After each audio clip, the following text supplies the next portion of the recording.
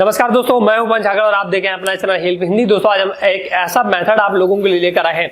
अगर आपका खेत टेढ़ा मेढ़ा है, मतलब कि उसकी चारों भुजाएं बराबर नहीं है और उनके एंगल भी बराबर नहीं है, तो ऐसे में एक बड़ी प्रॉब्लम आती है। अगर आप इस खेत को नापने जाएंगे या आपका ऐसा प्लॉट हो सकता है, खेत हो सकता है, जमीन हो सकता है, तो इसको कैसे फाइंड आउट करेंगे, इसका एरिया कैसे निकालेंगे, ये एक बड़ा टास्क होता है जब हम लोग अपने खेत या किसी भी चीज को नापने जाते हैं।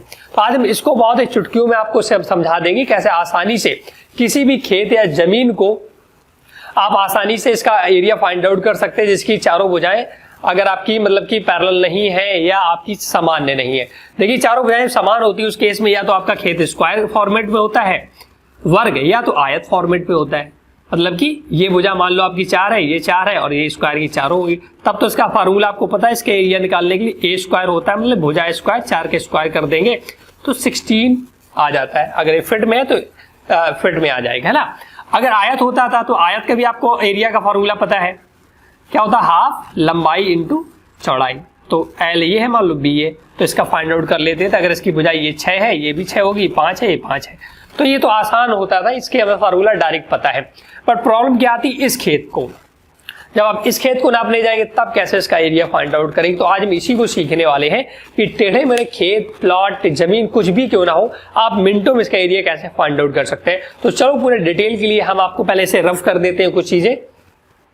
तो दोस्तों मैंने रफ कर दिया है। अब इस हम आकृति जो है, जो आपका देख सकते हैं, ये इर्रेगुलर पैरागॉन है, तो इसका कैसे हम निकालेंगे आपका फॉर्मूले की मदद से। तो देखिएगा हमें एक फॉर्मूला पढ़ाया गया था, अगर आपने इंटर वगैरह किया है हाल ही में, तो हीरोज फॉर्मूला होता था, उससे हम ट्राइंगल का एक एरिया निकालते थे जिसकी तीनों भुजाएं अलग अलग होती थी उसका।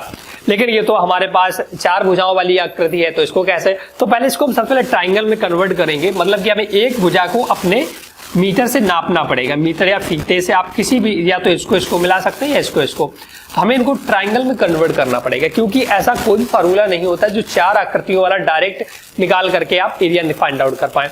बट हमारे पास एक फार्मूला ऐसा है जो ट्राइंगल का निकाल देता है। तो इसको हम अगर विकर्ण इसके दोनों मिला दें तो हमारे पास 2 ट्राइंगल आ जाते हैं, एक पहला और दूसरा। तो पहले हम इस ट्राइंगल का एरिया फाइंड आउट कर लेंगे और इसका फाइंड आउट कर लेंगे, दोनों को ऐड कर देंगे तो आसानी से हम फाइंड आउट कर लेंगे।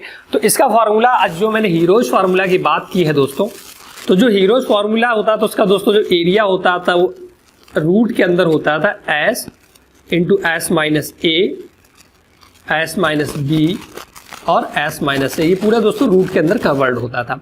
अब यहाँ पर एस क्या होता है, एस की जब वैल्यू निकालते हैं तो ए प्लस बी प्लस सी अपॉन 2। अब ए बी क्या है, ये दोस्तों तीनों भुजाएं होती है ट्राइंगल की, क्योंकि ट्राइंगल फार्मूला लगेगा, 2 ट्राइंगल हमें एरिया फाइंड आउट करना है। तो अगर आप देखो ये वाली आपको लेंथ तो निकालनी पड़ेगी, ये आपको मीटर से नापना ही पड़ेगा इसका, है ना। तो इसको जब आप मीटर से नाप लेंगे, सपोज दैट मान लो 9 मीटर आ जाती है, 9 फीट आ जाती है ना, मैं सारा फीट में ले लेकर रखा है। तो अब ये पहला ट्राइंगल होगी जिसकी एक भुजा है 6 फीट, दूसरी 7, दूसरी 9। तो अभी पहले ट्राइंगल का हम एरिया फाइंड आउट करेंगे तो ये फार्मूला ऐड लगना है, बट इसमें पहले एस भी हमें इंक्लूड करना है। तो हमने एस की वैल्यू सबसे पहले फाइंड आउट करनी है। तो एस कैसे निकालते हैं, एरिया ऑफ फर्स्ट ट्राइंगल। दोस्तों फर्स्ट ट्राइंगल का एरिया फाइंड आउट कर रहे हैं, तो इसके लिए हम एस पहले निकालेंगे। तो ए प्लस बी, ए है आपका 6 और बी है 7 और सी कौन सी भुजा होगी, 9 अपॉन 2। इन सबको जोड़ करके हमें 2 से भाग देना है। तो पहले एरिया के लिए एस निकलेगा, फिर इस फार्मूले में रख करके हम एरिया फाइंड आउट करेंगे। तो अगर इसको ऐड करें, 9 7 कितना होता है आपका 16 और 6 24 अपॉन 2, मतलब कि 12। एस की वैल्यू दोस्तों 12 आ गई। अब इस एस की वैल्यू 12 इस वाले फार्मूले में हम पुट कर देंगे। तो एरिया जो पहले ट्राइंगल के निकलेगा तो 12 और एस माइनस ए, मतलब 12 थी एस की वैल्यू, 12 में से 6 घटाना, ए की वैल्यू थी 6, तो 12 माइनस 6 आपका 6 आ जाएगा। फिर एस माइनस बी, मतलब कि 12 माइनस 7, तो आपका निकल के आ जाएगा 5। और इसके बाद एस माइनस सी, 12 में 9 आपको माइनस करना तो 3। अब इसको सॉल्व कर लेंगे तो रूट के अंदर 12 और 6 पंचे 30 और 3 90, 9, है ना।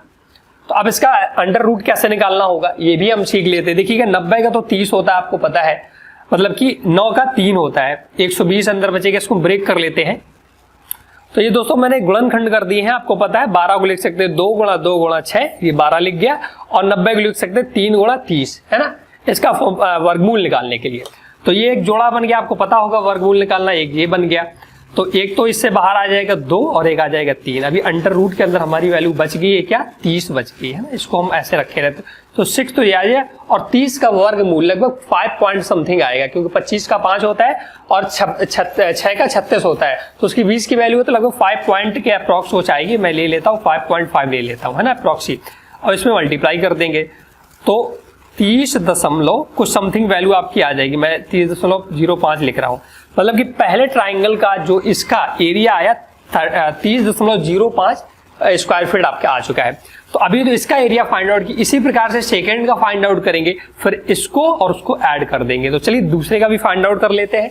तो चलिए सेकंड ट्राइंगल के लिए हम एच की वैल्यू फाइंड आउट करेंगे, जो कि आपकी एच इक्वल होता है ए, मतलब कि पहली हो जाए 5 प्लस दूसरी है 8 और तीसरी 9 है, अपॉन 2 कर देंगे।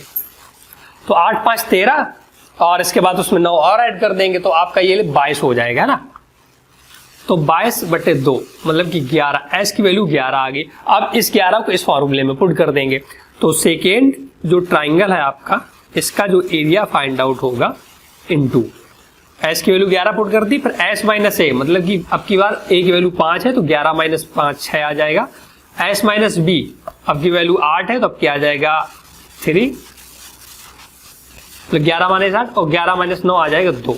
ये आपकी वैल्यू आ गई। अब इसका दोस्तों फिर से वर्गमूल निकाल लेते हैं। तो देखिएगा वर्गमूल 11 का फैक्टर होगा, 11 को हम ऐसे लिखेंगे, 6 को लिख सकते हैं 2 और इंटू 3, और आपका 3 इंटू 2 पहले से लिखा है, 6 को हमने ब्रेक कर दिया 2 इंटू 3 में, है ना। तो एक जोड़ा 3 का बन जाएगा, एक 2 का बन जाएगा, और 11 आपका वैसा रहेगा। तो एक 2 बाहर निकल आएगा, एक 3 निकल कर आएगा, और रूट 11 ऐसे रहेगा। तो 6 इंटू रूट 11, और रूट 11 की वैल्यू लगभग आपका 3 और 4 के बीच में आता है। 3 का वर्गमूल होता है 9 और 4 का होता है 16, तो उसके बीच में तो लगभग 3.7 के अप्रॉक्स निकलेगा। तो इसको हम ऊपर सॉल्व करते हैं, 6 इंटू 3.7 अगर मल्टीप्लाई करें, और 18, मैं 19 लेकर चलता हूँ मोटा मोटी, ठीक है, इसका मल्टीप्लाई करेंगे 19। तो पहले का आपका 30 एरिया कुछ समथिंग निकल कर आया था 30.05, सेकेंड ट्राइंगल का क्या 19। अब दोनों को हम जोड़ देंगे। दोस्तों फर्स्ट ट्राइंगल का जो एरिया निकला था उसका 30 दशमलव कुछ समथिंग निकला, तो मैं मोटा मोटी 30 लेकर चल रहा हूँ। और सेकेंड का दोस्तों आपका दूसरे के लगभग 19 दोस्तों निकला था, है ना, लोगों ने ऐड किया। अब दोनों को ऐड कर दिया, तो ये आपको ऐड कर देंगे 9 और 4, 49 स्क्वायर फीट, क्योंकि ये वैल्यू दोस्तों फिट में थी, तो स्क्वायर फीट में आपकी वैल्यू निकलेगी। तो 49 स्क्वायर फीट इस पूरे खेत का एरिया दोस्तों आपने फाइंड आउट कर लिया।